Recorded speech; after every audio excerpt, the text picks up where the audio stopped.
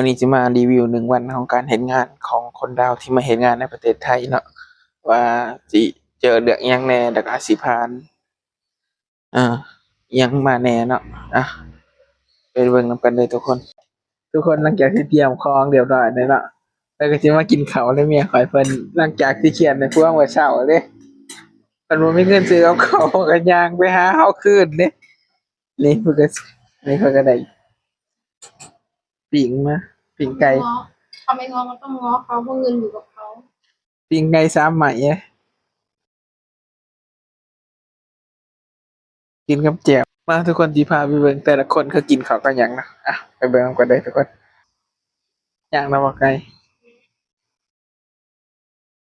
อิหยังลิ้นแซ่บบ่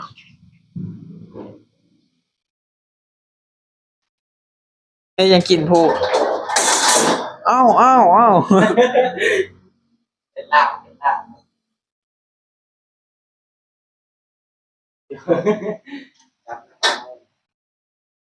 ดับเนื้อ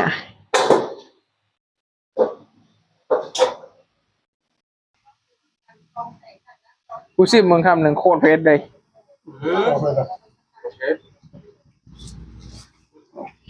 แซ่บ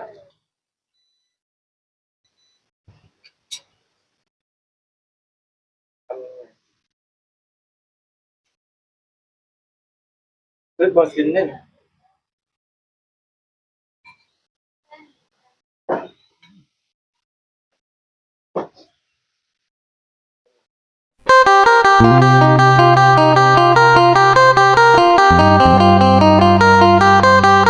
กราบทักทายสวัสดีครับทุกคนวันนี้จะมารีวิว1 วันของการเฮ็ดงานของคนลาวที่มาเฮ็ดงานในประเทศไทยเนาะว่าสิเจอเรื่องอิหยังแหน่แล้วก็สิผ่านอิหยังมาแหน่เนาะไปเบิ่งนำกันเลยทุกคนตอนนี้ก็เป็นเวลาประมาณ9:10 นาทีนะทุกคนเนาะเราก็สิไปเฮ็ดงานกันเลยทุกคนอาหารเที่ยงมื้อนี้ก็คืออกไก่เนาะอกไก่เนื่องจากว่าตอนเช้าบ่ได้กินข้าวเนาะแล้วก็บ่ได้ไปตลาดอีกทุกคนบ่ได้กินทั้งบ่ได้กินข้าวทั้งบ่ได้ไปตลาดแถมพริกกับเมียอีกพริกกับเมียเครียดแล้วเมียไปก่อนเลยทุกคนเราก็เลยต้องซื้อกับข้าวไปกินเองเนาะเนื่องจากว่างอนกันกับเมียหั้นนะตอนนี้สิไปซื้อกาแฟก่อนทุกคนกาแฟนี่ก็สิไปซื้อไปแทนเพื่อนร่วมงานเนาะเนื่องจากว่าเอากาแฟเพื่อนร่วมงานมากินเอากาแฟเพื่อนร่วมงานมากินเมื่อวานนี้เนาะเราก็สิไปซื้อไปแทนเพื่อนร่วมงานเนาะไปเบิ่งกันเลยทุกคนสวัสดีครับยายเอากาแฟ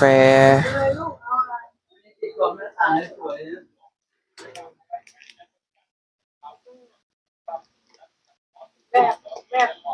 ติดไว้หรือข้างบนเสร็จแล้ว หลังจากที่ซื้อกาแฟมาเรียบร้อยแล้วทุกคนเนาะก็เดินทางไปเฮ็ดงานกันเลยถ้าเห็นเดินทางไปเฮ็ดงานคนเดียวนี่แสดงว่าทะเลาะกันกับเมียก็เลยต้องนี้ไปเฮ็ดงานคนเดียวนี่อย่าเด่นก็ระบบเนาะแรกๆกันเนี่ยแรกๆก็สิหยอกซื่อๆนะทุกคนแรกๆตื่นมาก็สิหยอกเมียซื่อพอหยอกไปหยอกมาอ้าวผิดกันเฉยอุตส่าห์ว่าสิงอนเขาเล่นซื่องอนไปงอนมาเขางอนคืนอ้าวทะเลาะกันเฉยอ้าวบ่ได้ทะเลาะกันเนาะแต่บ่ได้เว้านำกันซื่อๆบ่ค่อยเว้านำกันซื่อๆเนาะเขาก็เครียดแฮงเขาก็ไปเฮ็ดงานก่อนเด้ส่วนเราก็ย่างเพิ่นนำกลเนาะส่วนเราก็เดินไปที่ดังนี่แหละอย่าเล่นกับระบบบางทีเนาะมันเป็นเรื่องอาจสิเป็นเรื่องเล็กๆน้อยๆที่แบบเราคิดว่าเห็นกันซื่อๆเราก็สามารถงอนกันได้ทุกคนเมียข้อยเด้อหิวข้าว บ่ได้ประเด็นคือเพิ่นน่ะเสื่อ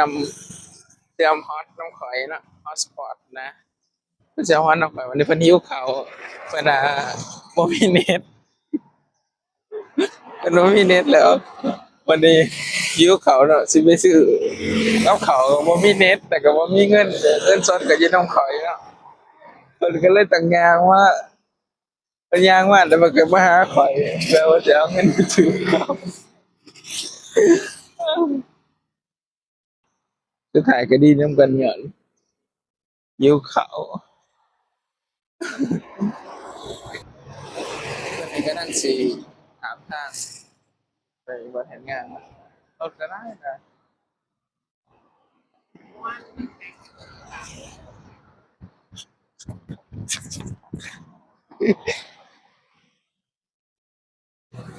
รู้สึกว่ากล่องมันอยากแดงๆแล้วก็สีออกจากนึงได้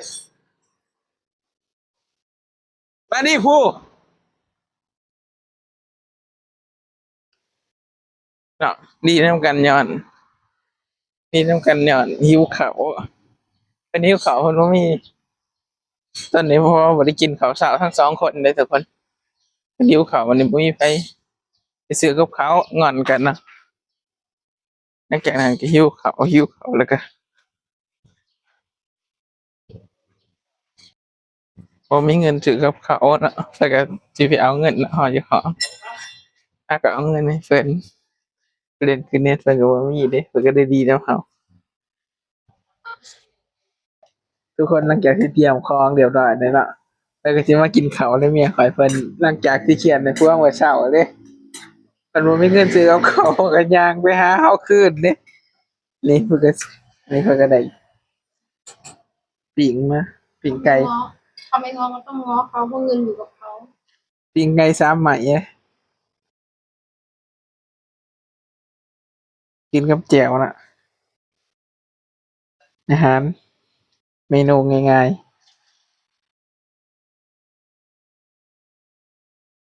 ๆถ้าสิว่าเพิ่นมีเน็ตนี่แสดงว่าเพิ่นต้องเครียดโดนกว่านี้เพราะว่าเพิ่นบ่มีเน็ตโอนเงินเด้อจ้ะแม่นบ่เฮ้ย อันนั้น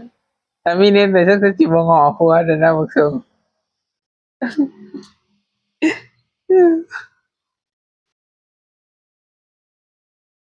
กินข้าวก่อนไปเห็นไงกินข้าวก่อนลูกค้าเขาน่ะตอนเช้าลูกค้ายังบ่เข้ามาทุกคนสิพาไปเบิ่งแต่ละคนเขากินข้าวกันหยังนะไปเบิ่งนำกันเด้อทุกคนย่างนำบ่ไก่ย่างนำบ่ไก่อิหยังลิ้นแซ่บบ่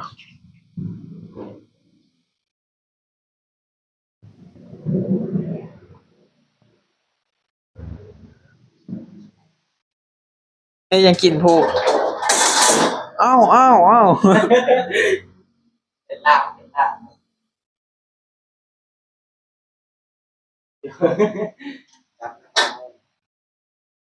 ลาบเนื้อ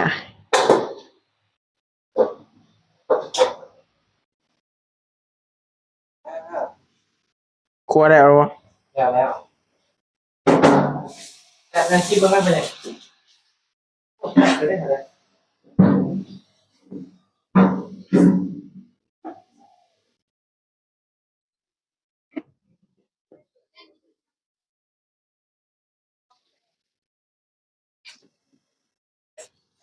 สองคนสองคนเขากินไปกับ3คนนะของแซ่บของแซ่บ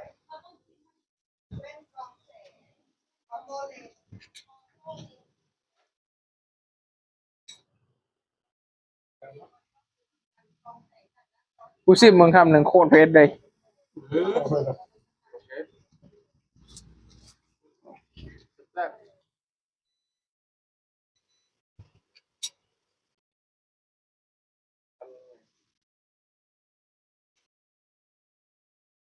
ซื้อบอลกินเนี่ย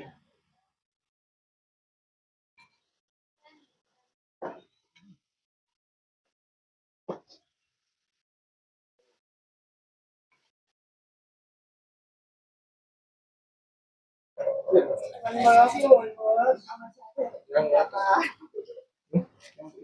เนาะไม่รู้ว่าทำไมคืนเริ่มคืนที่นั้นแต่ว่าเขาไม่ได้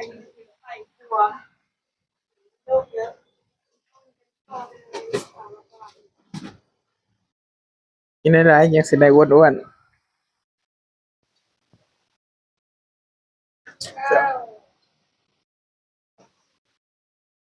สองโมงวันสองโมง ไม่ยาวแล้วนะ ๆกินไปมันเดี๋ยวไปเนาะ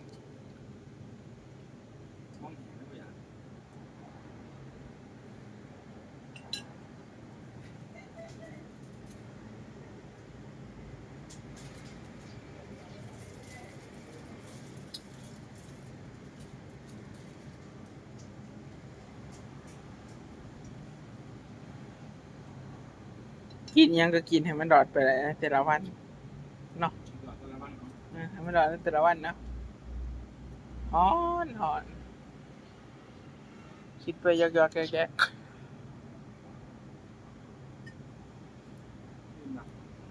ข้อสองหมายไม่ได้ ทุกคนตอนนี้ก็เป็นเวลาประมาณ5 โมงเย็นแล้วทุกคน5 โมงเย็นแล้วเฮาก็สิจบการรีวิวแต่เพียงเท่านี้เนาะคลิปนี้ก็คือรีวิวการใช้ชีวิตของคนลาวที่มาเฮ็ดงานในประเทศไทยแต่ละคนก็หาข้าวมากินเองเนาะซื้อกับข้าวกินเองมื้อนี้เฮาก็เอาอกไก่มาแต่ห้องเนาะส่วนแฟนก็เพิ่นก็หิวข้าวเพิ่นก็ไปซื้อไก่ย่างเนาะไก่ย่างมากิน3 ไม้แล้วก็ข้าวเหนียวประมาณ10 บาทเนาะก็เป็นเบิดเงินน่าสิประมาณ40 บาทเนาะทุกคนแต่ละคนก็ถือของกินมากินเองเนาะนี่ก็คือการรีวิวชีวิตของคนลาวที่มาเฮ็ดงานในประเทศไทยเนาะทุกคนเนาะทุกคนสำหรับคลิปนี้ก็จบเพียงเท่านี้เนาะฝากทุกคนกดไลค์กดแชร์กดติดตามให้เด้อทุกคนเด้อสำหรับคลิปนี้ขอตัวลาไปก่อนเจอกันใหม่คลิปหน้าเนาะสบายดีสวัสดีครับบ๊ายบาย